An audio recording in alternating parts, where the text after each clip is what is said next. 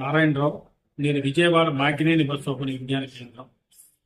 మేము ఈ నెల 11, 12 తేదీల్లో విజయవాడలో అద్భుతమైనటువంటి ఒక సాహిత్య సమ్మేళనాన్ని ఏర్పాటు చేస్తున్నాం. కవి లోషన్ అన్నట్టు సాహిత్యం ఫిర్యాదు చేయకూడదు, తిరుగుబాటు చేయగలరు.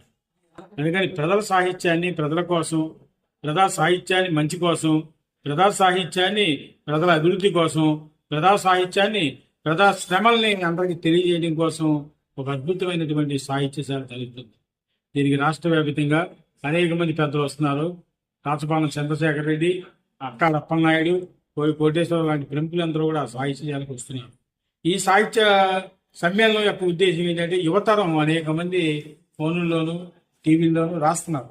కానీ రాస్తున్నటువంటి యువతరాలందరూ చోటకు చేర్చి అనుభవజ్ఞంతో మాట్లాడించి వీళ్ళు మాట్లాడేది కూడా విని అందరూ కలిపి ఒక సమ్మేళనంగా ఐక్యతతో నేర్చుకుందాం, మంచి మాటతో నడుద్దాం అనేటువంటి ఉద్దేశంతో ఈ సమ్మేళనాన్ని ఏర్పాటు చేశాం.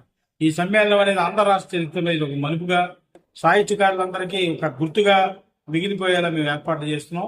ఆంధ్ర రాష్ట్రం మొత్తం చెరుగుల అనేక మంది కవులు, రచయితలు ఈ సమ్మేళనానికి వస్తున్నారు. అందుకని నేను నా పర్యటనలో ఈ విశాఖపట్నంలో కూడా అద్భుతమైన రచయితలు, కవులు ఉన్నారు. మీ అందరికీ ఇదే ఆహ్వానం. రండి.